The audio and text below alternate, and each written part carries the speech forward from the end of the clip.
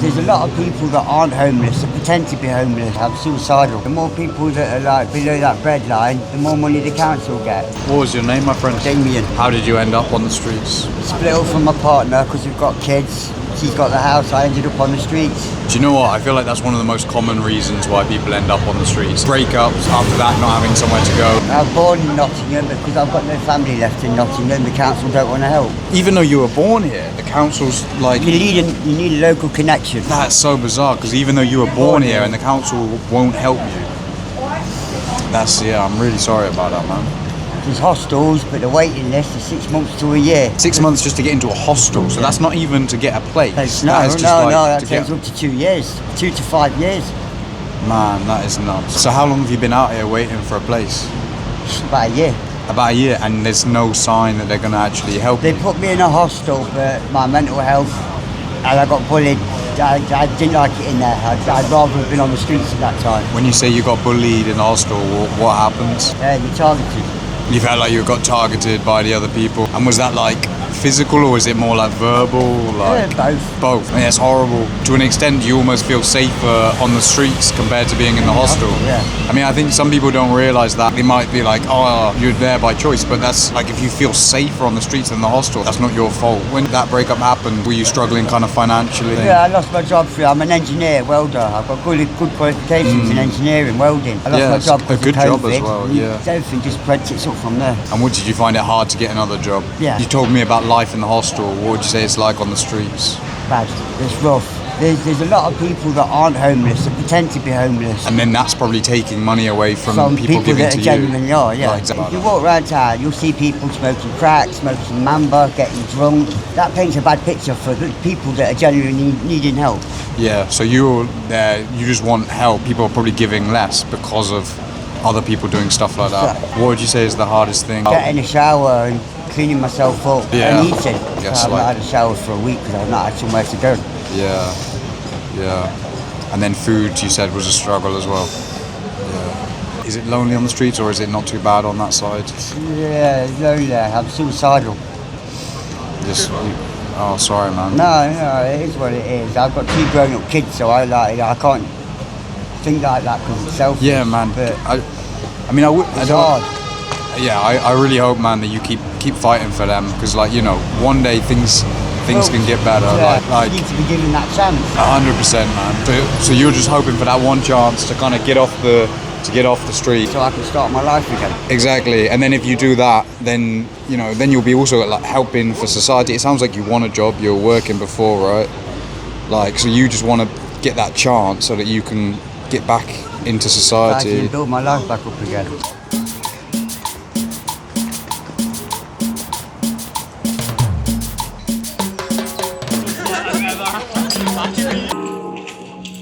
So you're Tracy, yes. And I can see it's Tracy. What's the name of your organisation? Tracy's Street Kitchen. Tracy's Street Kitchen, Yes. Amazing. And Yeah. I can see all of this amazing stuff. So you got some food that's going out. Everything's homemade. Homemade? Oh, really? I live in Mansfield, so everything's homemade. Oh, wow. I was homeless on 14 to 19 years old.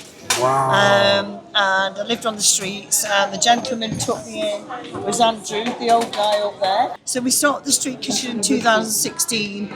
We realised there was a need for people to have just some basic needs in life. So we started off with a backpack and a flask. We do about 80 people a night on a Friday night. Amazing. So some are not always homeless, but they're in need of food, and you cannot say not to give anybody something, any food but or anything. that's good, like people that are struggling as well. Yeah. It's great because we feed so many people. If you look at our website on Tracy Street Kitchen, you'll see my story. Okay. Because nobody gets paid, I don't get paid, we're non-profit. Oh, really? So And so many volunteers as well. So it's so great to see so many people come out all to help. Yeah, I just do it, because I love it. And this young Nathan here, I love him. I think that the best thing that will ever happen to this is that this place will get no customers. Because if this place gets no customers, that means that there's no homeless people. Ah, that's a good point. Custard creams. Ah, I bet they appreciate the custard creams. Yeah, and also as well, this young man here, Max, He's my partner. Oh, I nice. met him 7 years ago. He lost his wife after Oh, wow. I was brain homeless. trauma. You were Brain trauma. homeless? And she took me off the Really? streets, and 7 years later, we're still together. Oh, Yeah. wow. That is So, the most you know, amazing. I saw it was a bit of a cheeky chappy. His cheekies. Yeah, Like, we're you cheeky. noticed that when he came off the street? Yeah, like, yeah. oh. Cheeky chappy. I took him in and I said to him, "You can have a shower and breakfast, and then you can go on your way." And he's never left since. I feel like it's such a shame that the council doesn't help people like yourself, and then you end up in these kind of situations. There's no money in goodness, there's only money in badness. So the more people that are like below that breadline, the more money the council get. All they care about is no offence to you, students, because that's where the money is. Yeah, yeah. I do feel like sometimes like the homeless crisis gets kind of forgotten Yeah, recently. pushed under the carpet like it's not there. And it's almost like people are so used to seeing people on the streets that they're kind of forgotten. Maybe they don't even think what that must be like to actually be going through that.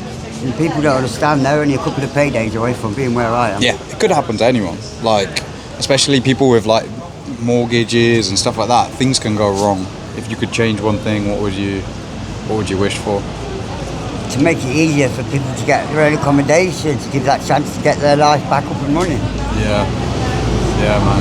It's a nice thing to wish for. You want life to get better for people that are on the streets. Is there anything that you need, that, like anything I could help with? Sounds bad, but I need £20 so I can get into a B&B. I've got like £2.50 and it's 25, but like if I'm short, I know they'll let me off. But at least I can get my clothes washed, get a bed for the night and have a shower.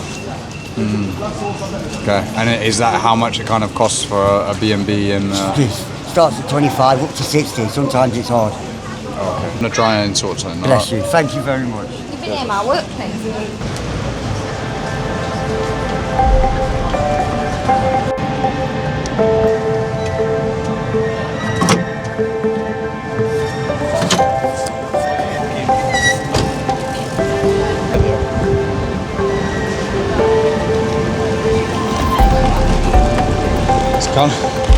My hat was kind of blown away. But I hope, no problem, man. I hope it gets you a place to stay for tonight, man. And yeah, mate. Like, you deserve to have a place to stay, buddy. So, man, all the best, and thank you. Click here to watch the full video.